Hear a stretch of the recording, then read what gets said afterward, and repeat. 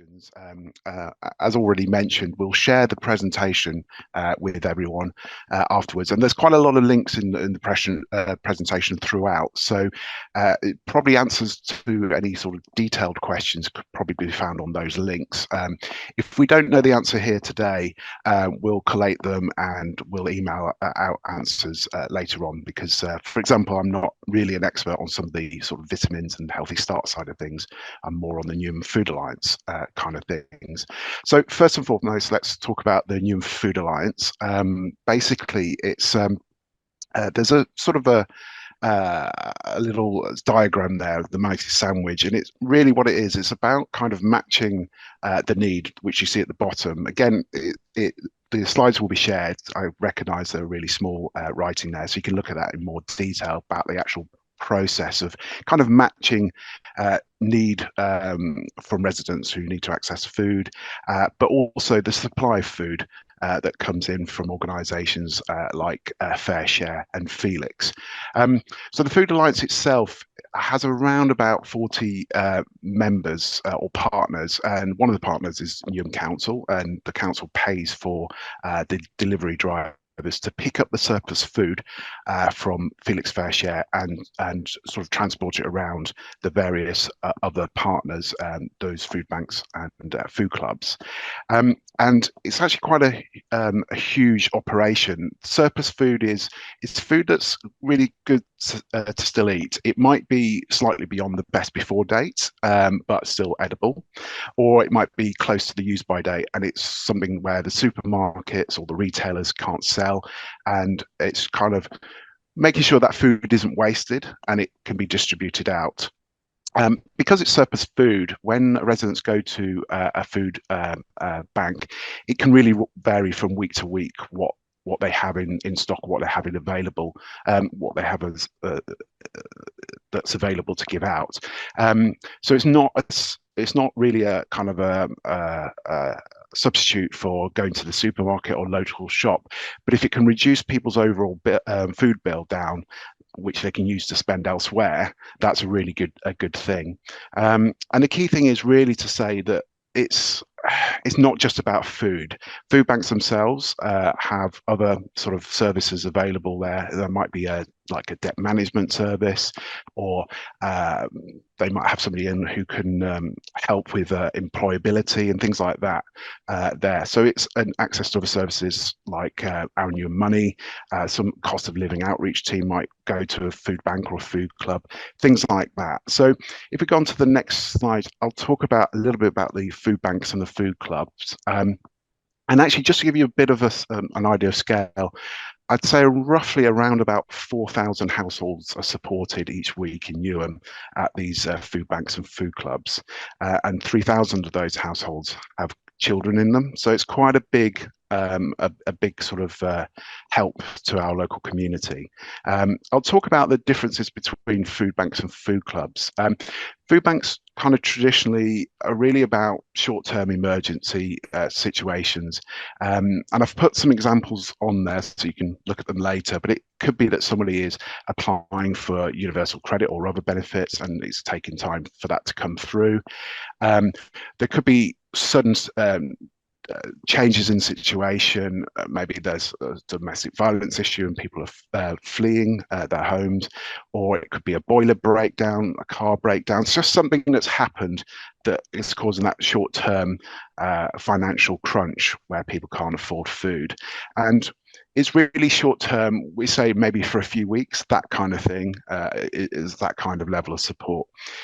We do know that there are other people who, despite going to Our New Money or Money A&E and other organisations that help with financial and benefits advice, we know that despite even availing themselves of all of that offer and support, they might have a fixed income that they can't increase at all. And pensioners might be an example of that, for example, there. So there is a need for some people who can't increase their income, or their outgoings are so huge. We know from the cost of living crisis, which will be discussed further along in this presentation, that they just need a bit longer and the support. So we've introduced food clubs as a way to kind of help those people. And it's kind of like a membership scheme where there's maybe a small fee each week, could range from a couple of pounds or £3 right up to £7 or £8 for a larger family. And each food bank and food club, they operate independently, and they can sort of speak with their membership about the kind of fees involved, and they can also buy in food. So it's not just the surplus food that Felix Fairshare provide, but they could also buy in ambient food. And by that, I mean things like rice, pasta, oil, maybe toiletries, things like that. So all things that can kind of help households at this difficult time. If we go on to the next slide, I can talk about referrals to the Newham Food Alliance. Some of the partners, they might have their own referral system. Some have joined the Trussell Trust, for example, which you may have heard of. And also they might have a specific community. It might be literally the community around them, or a specific targeted audience that they serve, in which case they wouldn't necessarily receive referrals from the Newham Food Alliance front door. And I manage a team that operates the front door, and we refer to maybe around about half of the partners, so roughly around 20 of the food banks and food clubs. And what it is the front door is a single point of contact, and you can make professional referrals. We get referrals from social prescribers, social workers, schools, GPs, various charities, but also at libraries, or all kinds of places where the people are seeing, frontline workers are seeing people who might need our support. But the other important thing is that residents can self-refer as well. And what we do is we get in touch with the resident once we've received the referral, and we try to just to find out a little bit more about their situation, why they need the support, what's happening in their life. And it's partly, as I said, because, yeah, first of all, we will offer some support. It might be the temporary support of food bank, or it might be we suggest that you're going straight onto a food club if that's more appropriate.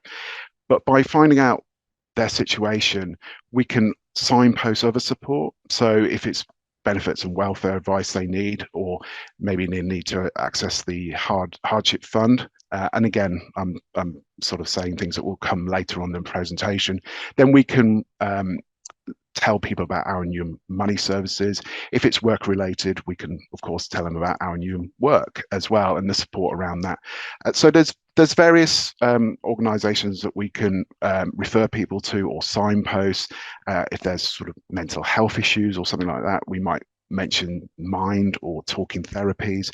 And so really it's that kind of holistic approach there, as well as making the referral to the various food banks. And it can be done by form, phone or email. And on the next slide, our contact details are on there. The absolute best way to get support quickly is to fill in the online form if possible. We have access to interpreters, so we can have a three-way conversation on the phone if English is not the first language. And we try and speak to people. We say roughly sort of 2 days, 48 hours. We're Monday to Friday, but usually it's the same or the following day that we can offer support and speak with people, depending on their availability, of course, there. So that's the Newham Food Alliance front door, the single point of contact to get that support, both in terms of food support and also that signposting to other places and organisations that can help. And then on the next slide, I'll talk about free school meals. You may be aware that all primary school children in Newham get the free school meals. It's on offer. There's a bit of an example of a sample menu on the bottom right there. And it's estimated that this can save roughly around about £500 a year per child, compared to, say, if they were getting a packed lunch with a similar kind of mix of good quality food there. One key thing to point out is that if families receive certain kind of benefits, then they can also get in contact with their school for both sixth form students and also secondary school students as well. So it's automatic for primary school. children, but for secondary and sixth form, families need to apply if they're on certain benefits. It's also worth flagging up that even though the primary school children are eligible, if those families do receive certain benefits, it's really important they also apply, even though they can still get the free school meals automatically. The reason being is that the school themselves can receive additional funding called the pupil premium. So that a lot of schools are encouraging families to register even for primary school children there. So there's links on there if you want to find out a little bit more about how the free school meals work. And then on the next slide, I'll go on and talk about the Healthy Start food and vitamin schemes. So the Healthy Start scheme is a national scheme, and that's really about providing kind of a payment card with a kind of a weekly amount, and the amount varies according to the age of the child, but basically that money can be used to purchase milk, vegetables, fruit, and everything that can really help improve the health and nutrition of both pregnant women and also children and babies in low-income houses. So that one is kind of income related, but if you click on that link that's in there later on, it'll tell you a little bit more about the criteria to apply for that there. And so if for young families, quite large families, it could amount to quite a good amount of money, a good amount of support there. Now, the vitamins scheme, that's funded by Public Health Newham, so everybody is eligible for that. So it's not about income or immigration status, and it's free vitamins for the kind of ages that I just mentioned around the Healthy Start food scheme as well, and you can pick up free vitamins from the various children's centres around Newham there. The council also has a baby feeding helpline as well, and the number is on there. There's also a link on there as well. It kind of, because I think they have in one of the libraries or one of the children's centres, they have like a weekly session where mothers can come in and discuss their situation and feel part of the community as well, and get that kind of support on feeding babies there. So there's various things around there to help young families, pregnant women and young families. And then going to the other end of the age scale, on the next slide, there's free vitamin D for all residents aged 60 plus.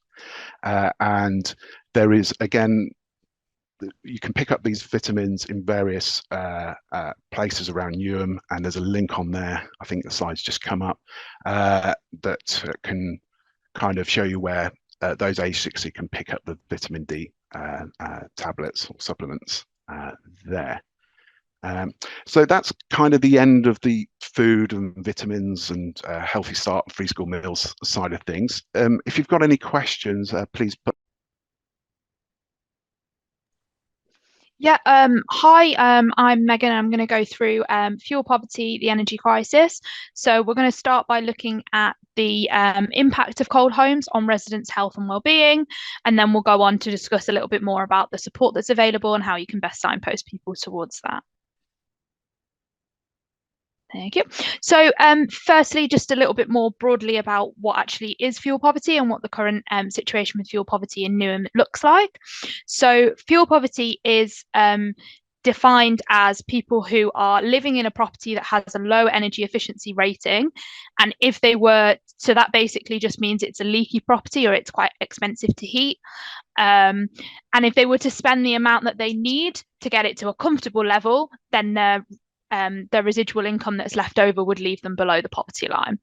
So basically what that means is, in order to be classed as fuel poor by this definition, the property itself needs to be poor in terms of it needs to have poor insulation, be leaky, be expensive to heat, be drafty, all of these kind of things.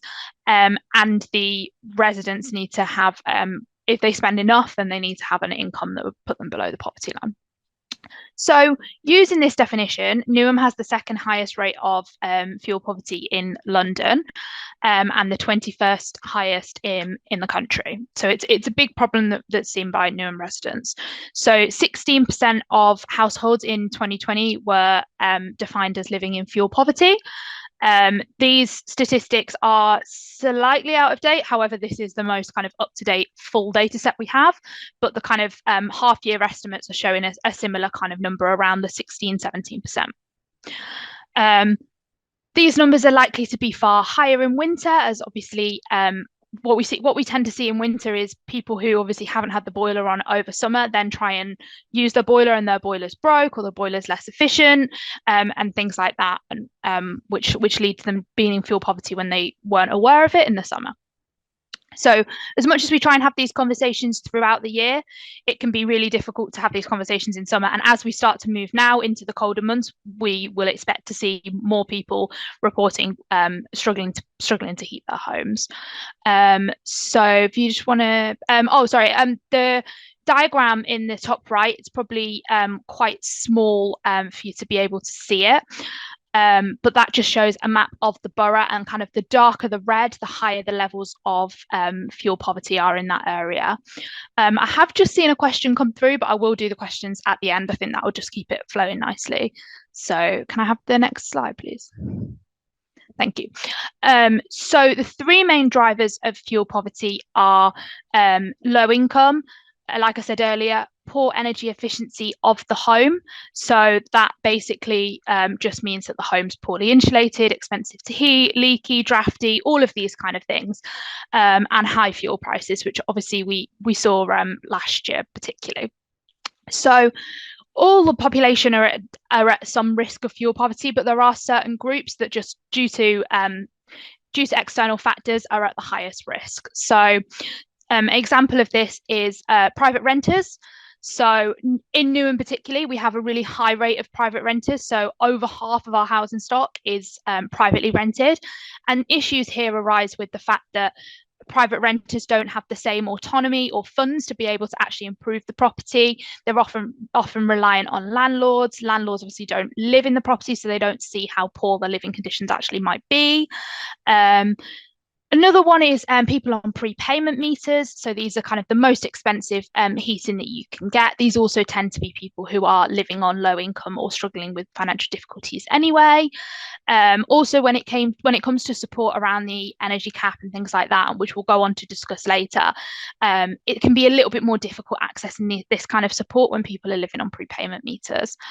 Next is kind of any homes that have older people living with chronic health conditions, disabilities, people who are vulnerable to the cold. They might have what's called an excess heating need, which basically just means that they need their home to be hotter than maybe I would need my home to be in order to be comfortable and livable. Therefore, they're going to spend a lot more on their energy prices. The other thing similarly is just large families and large households. There's more people in the house, there's more energy being used, and then like we said earlier, energy inefficient properties, so leaky properties, old properties, drafty properties, whatever you want to call them. These all kind of come under the energy inefficient properties. And in Newham particularly, because a lot of our housing stock is kind of really old terraces, this is a problem that we see a lot. So just flick onto the next slide, please. Thank you. So the health impacts of fuel poverty. So fuel poverty has a massive impact on residents' physical health, but also their mental health as well. From a physical health point of view, there's direct effects from respiratory conditions. For example, children living in cold homes are twice as likely to experience any kind of respiratory conditions than their counterparts living in warmer homes. There's issues with cardiovascular disease. There's issues with poor mental health, dementia, hypothermia, also falls. So older people who might be more likely to fall, this risk is increased when the home is colder, but also it means that the outcomes of the falls might be a lot worse if the home is colder as well, and there's more likely to be injury and things like that. Also, it impacts the actual building itself. So cold homes tend to have more problems of damp and more problems of mold. And obviously this also has an impact on the health and well-being of the people living there. So now we've got a bit of an understanding of what fuel poverty is, how it impacts residents. Now moving on to what you can do to support Newham residents and what we have in place. So at the end of this presentation, you'll all get emailed this all of these slides, and there's also a link here to the Google Drive, which has any of the kind of posters and promotional work that's been included with more information and things like that on. So there's just an image of that on the left hand side of the screen there. But one of the main schemes that we are running currently, or involved in, should I say, is EcoForce. That's the energy company obligation. So this is a scheme that offers energy saving improvements to the homes. So this is it looking at improving the insulation, whether that's the floor, whether that's the walls. Also maybe looking at changing out old boilers for low carbon heating alternatives. All of these kind of things that are actually improving the fabric of the property.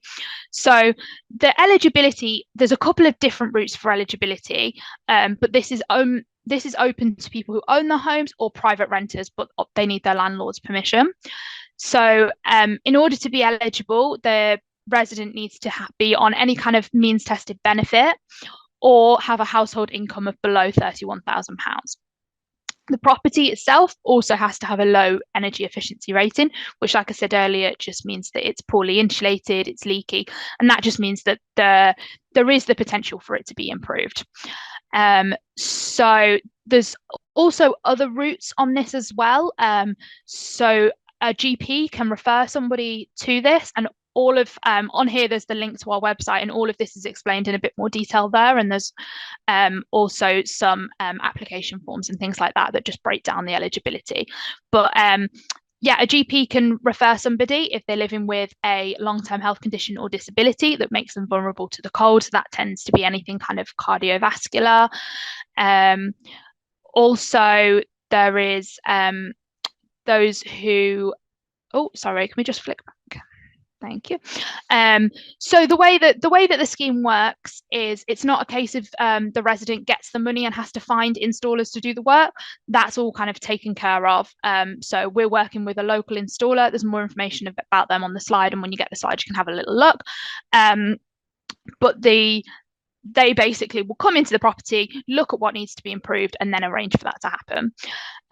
So there's the link to the website, and that, like I said, has an application form that can be either emailed to us at epc@newham.gov.uk, or you can get in contact directly with the supplier. So they're the two kind of main routes to refer people. So next slide, please. Thank you. So the other thing we have, the other support we have is more kind of general support.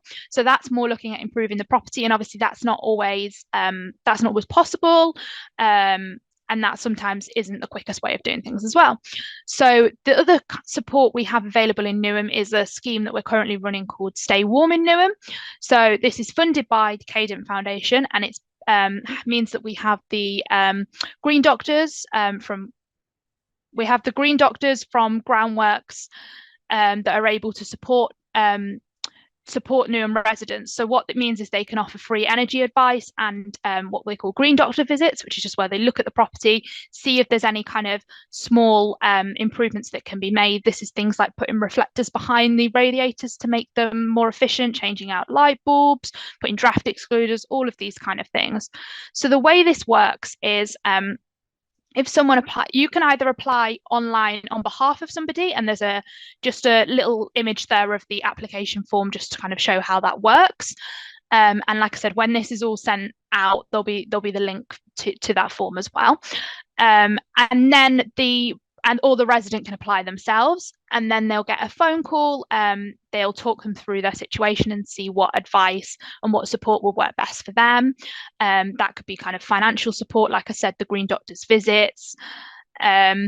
that could be the small measures improved. It could also be helping them with the grant applications. So like I mentioned earlier, in terms of Eco4, there's a number of kind of government schemes, and it will help them apply for them because it can be quite laborious task.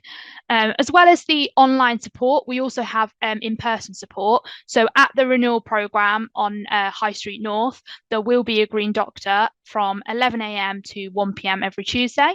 And the point of that is just that people can get the face-to-face support rather than having to call. And we've found from a lot of our kind of previous research that there are Newham residents that prefer that kind of hand-holding approach. So we flick on to the next slide, please. Thank you. So there on the left is just a picture of our kind of leaflet around that scheme, and like I said, that will all be included in the Google Drive that's linked.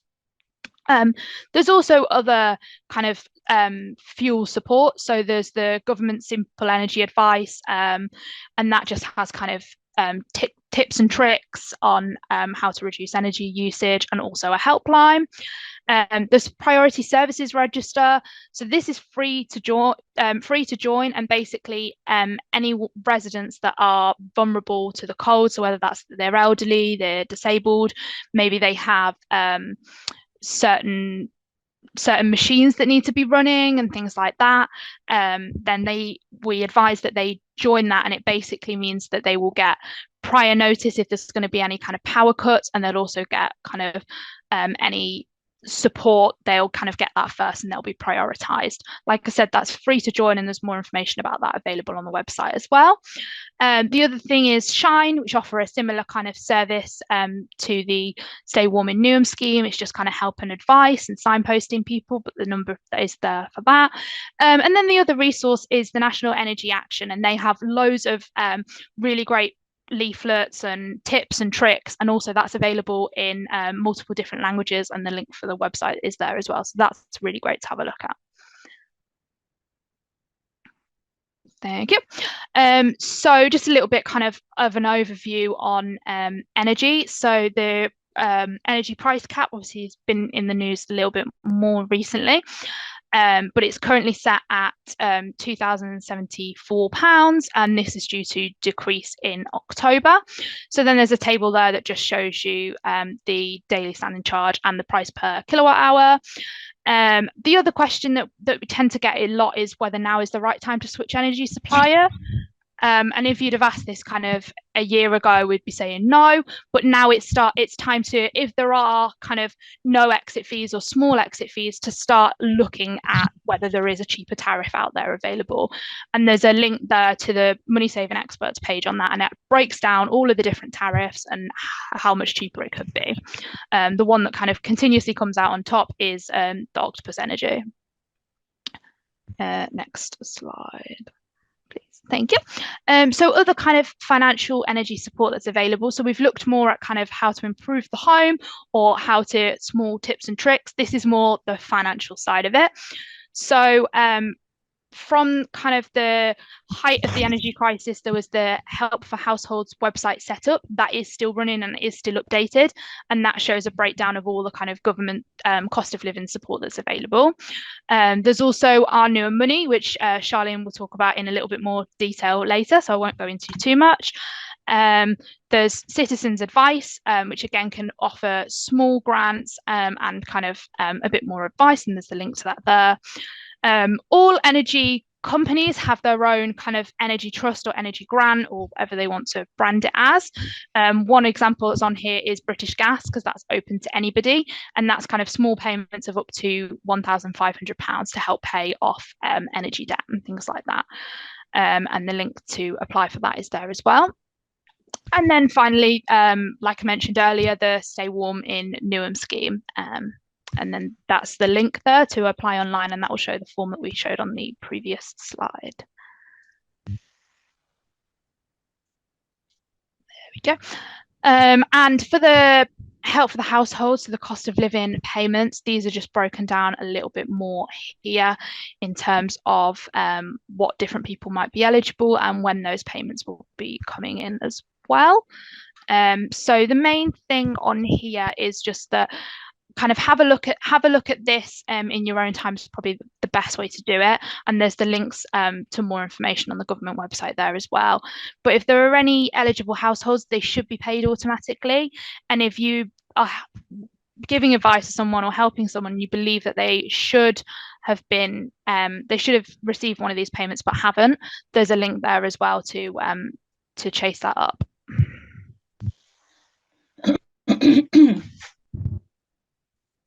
Right, moving on to mental health. So we mentioned earlier that fuel poverty can have a massive impact on people's physical health, but it can also have a massive impact on people's mental health as well. So it's important that we're kind of offering the full package of support. So the kind of self-help that's available in Newham is Connect Newham, which is a befriending service that brings together local people and allows them to kind of have a safe place to have these kind of conversations and be open. And the kind of contact number for that is there. We also have Newham Safe Connections, which is a community hub, which looks to support people who are experiencing any kind of suicidal thoughts and gives them kind of access to a safe space where they can talk about their feelings and concerns. The next kind of bit of advice is we would always recommend that anybody who's suffering with their mental health speaks to their GP. And we also have Newham Talk and Therapies, which is free and confidential psychological support that's available. So the other side of it is more kind of specialist and emergency support. So Newham has a 24-hour mental health crisis helpline. We also have a bereavement service. The Newham Together Cafe, which is a community space for all Newham residents who are struggling with their mental health. It's open evenings and weekends, and anyone can kind of drop in. They don't have to apply to take part or anything like that. And the opening hours for that are just shown there on the bottom as well. Okay. So finally, just moving on to mental health support that's more targeted at children and young people. So although a lot of the kind of concerns around paying energy bills and fuel poverty, you might think sits more with parents, that's often not the case. Young people are also tend to kind of feel the impacts of that as well. So there's Your Time, which is a free and confidential, and that's for anybody up to the age of kind of 18. And that's 12 sessions that help them develop the skills to improve their mental health. There's Chat Health, which is for 11 to 19-year-olds, and this is a confidential texting service. There's CAMS, Children Adolescents Mental Health Service. And then on the side there, again, this is all included in the Google Drive, is just our leaflet that looks more on the mental health side of it, specifically at young people. I've just seen one of the messages in the chat. All the slides will be circulated at the end, and that's why it's important that you put your email in the chat. And that, like I said, that has the link as well to the Google Drive that has all of these posters as well. Next slide, please. There we go. So that's everything for me from kind of fuel and energy and all of that kind of stuff.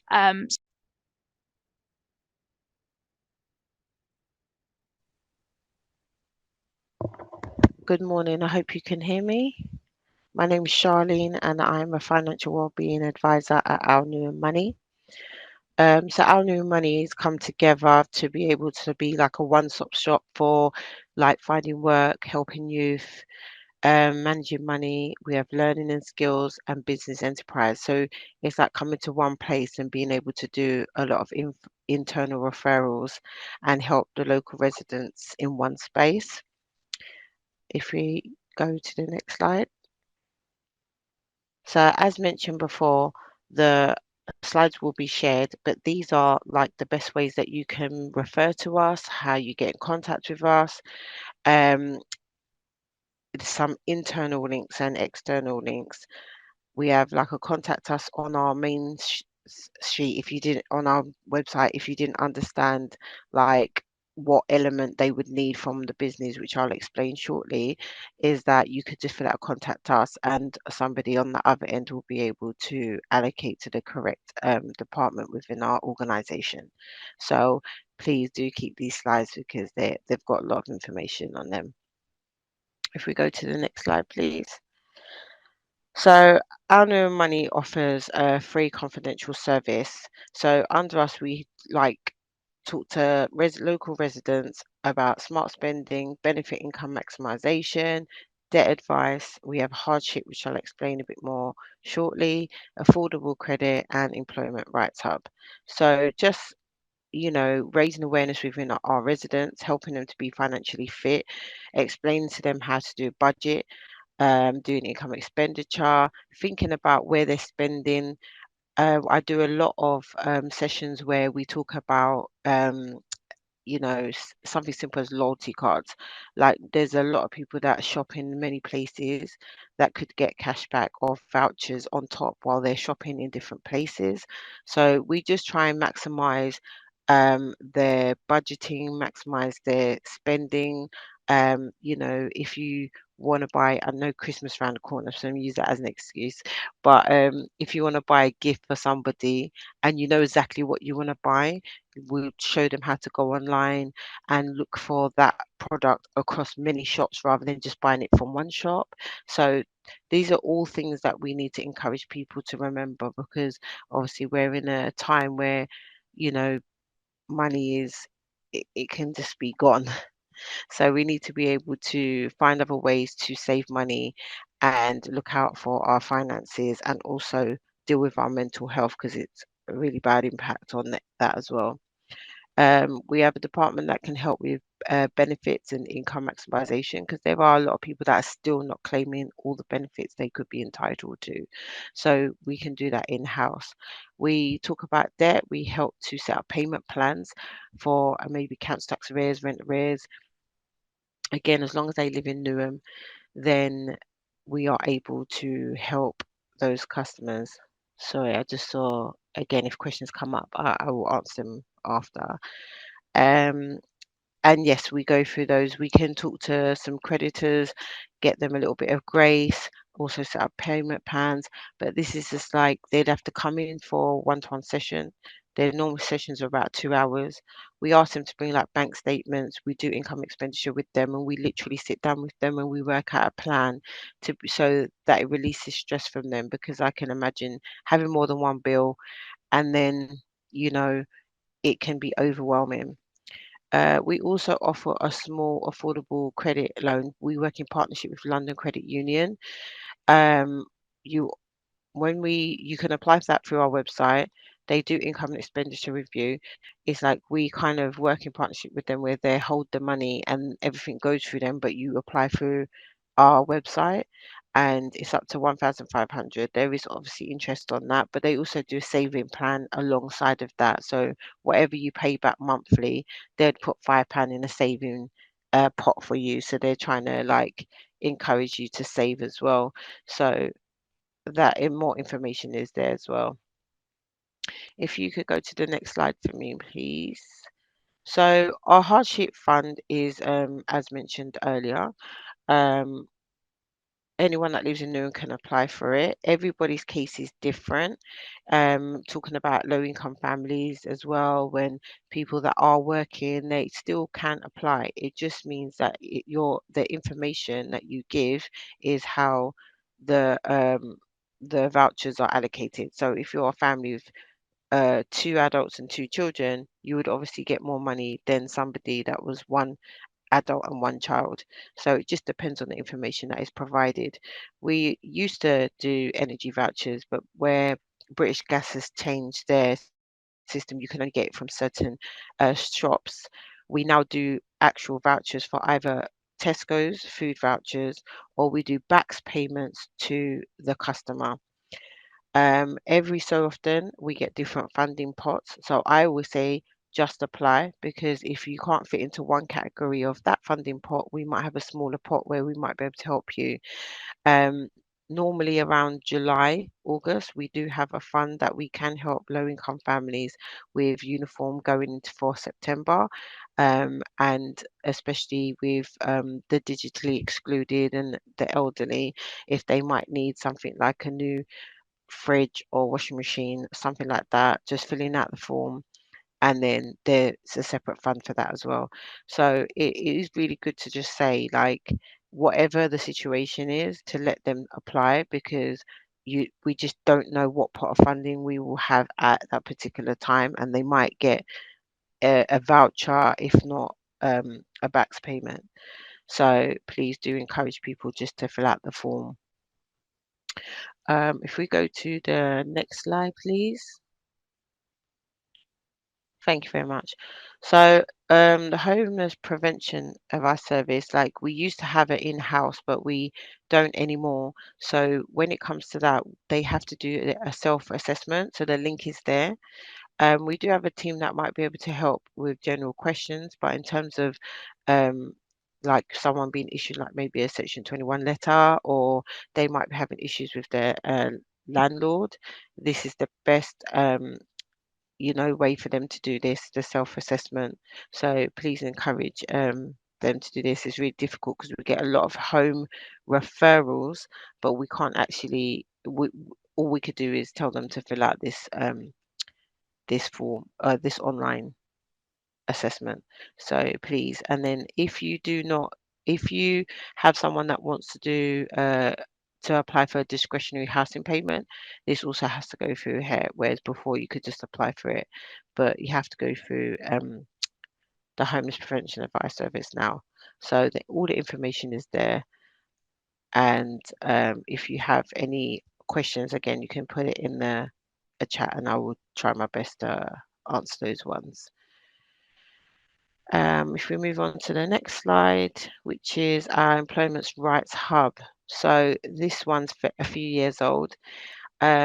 Basically, if you have any customers that are going to start a new job and they might have not understood contracts, they can seek advice here. If there's somebody that's already in a job, maybe on a 0-hour contract, or they had problems sick leave, or they were unfairly dismissed, all of those kind of issues can be talked about with one of our employment rights. They also do their own sessions as well now and again. So Agatha normally sends that out. So do look out for them if you want to know more information about that.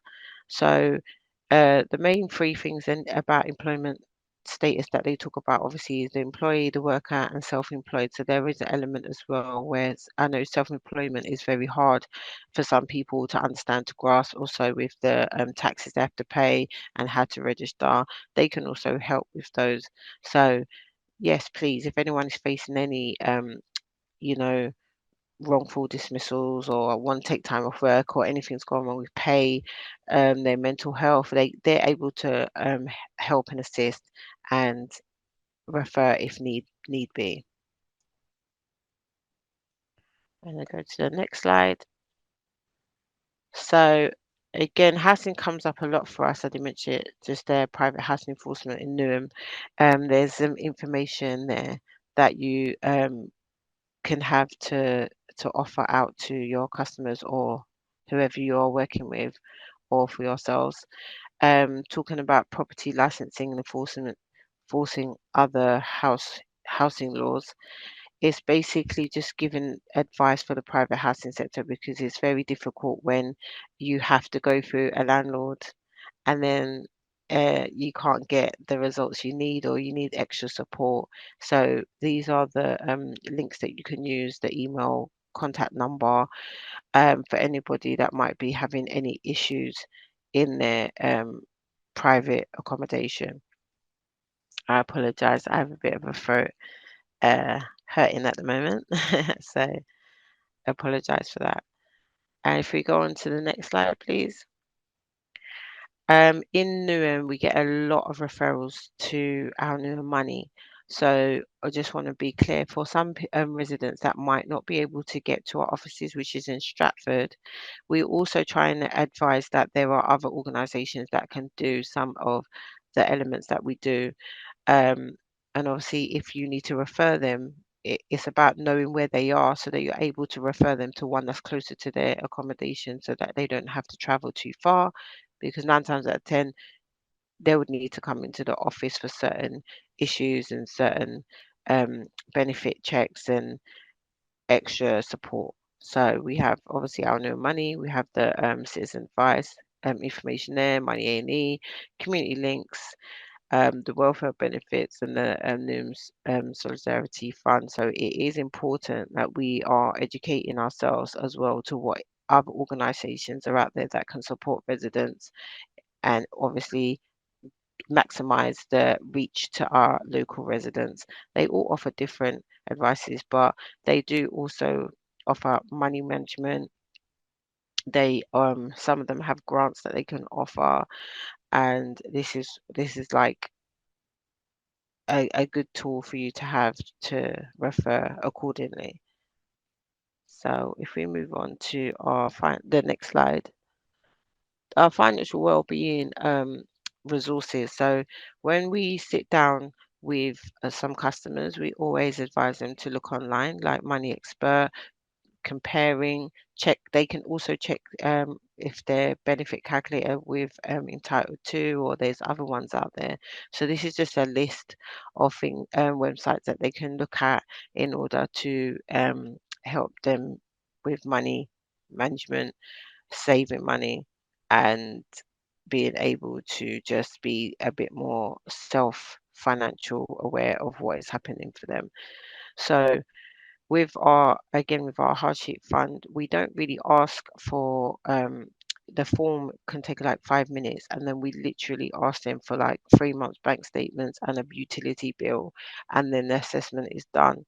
Once that is done, and they literally get a text message to tell them that what they will get, and then they will get it.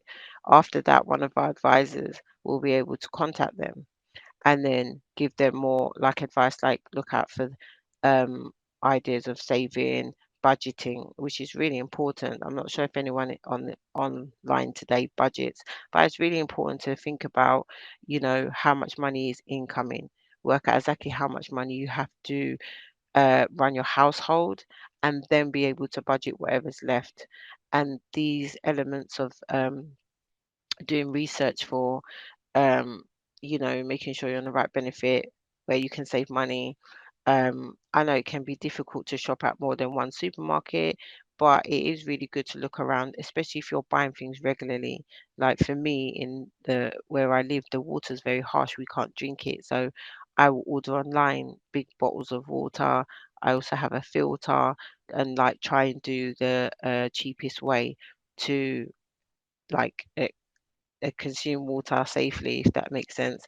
But being able to look around and see how I can save money in that way. If we use to the next slide, please. Thank you. Someone did mention it earlier, but we do have a Google Drive. So the cost of living, this is updated regularly, and it is a link that can just show you all elements of updating energy, more saving.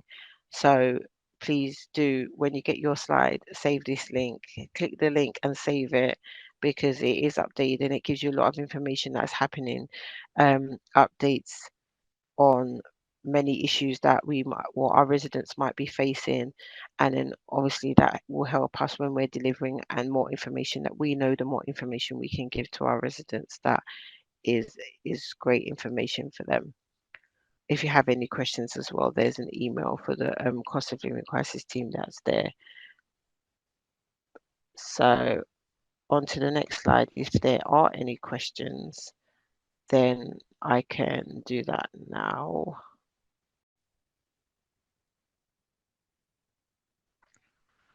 So as you can see, we have gone through quite a lot today: food, fuel, money, and social welfare allowance. These are all the emails, direct emails. You can email us if you do have any feedback, positive feedback, and any questions. And also,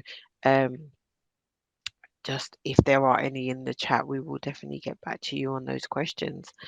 So keep this slide. Make sure you check and read all the slides. If you move on to the next slide, which is the well-known supporting residents with their health and well-being. So we have an email here that you can find out more information, but health and well-being is big in Newham, is big everywhere, and some people don't understand that how their situations can affect their health and their well-being. So we're trying to create more support for residents, be able to provide more spaces for them to attend, more spaces for them to be feel safe to approach and speak to us, and then having in-person hubs, having the accessible website. So please, the directories here, we've got over 370 services here for residents to be referred to look at, and just to make sure that we're keeping our residents of Newham well aware of what is available to them. And then the last slide is how to become a cost of living champion. Great, thank you, Charlene. So if you enjoyed today's training session and you would like to sort of attend future cost of living champion training sessions, then it'd be great if you are interested in signing up as a cost of living champion. Some of the resources and information that you sort of learned today, you can sort of empower and actively support people in the community with that information, whether that be working in schools or working in the council or just working in a voluntary community faith sector organisation. So we've got regular training sessions to sort of support people during this difficult period. And our next session is focusing on building resilience and well-being. So yeah, all of the information on sort of receiving up-to-date information on cost of living support champions will receive. We've also got an email and a WhatsApp group where that information is sort of widely shared. So if you'd like to become a cost of living champion, you can sign up using the MS form, and that's using the link that's on screen. And again, any information on training sessions are usually shared sort of on a monthly basis, so in advance. But I am conscious that we've got members of our Social Welfare Alliance here too. So if you'd like to become a champion as well, then please do sign up. So I think we've come towards the end of our training now.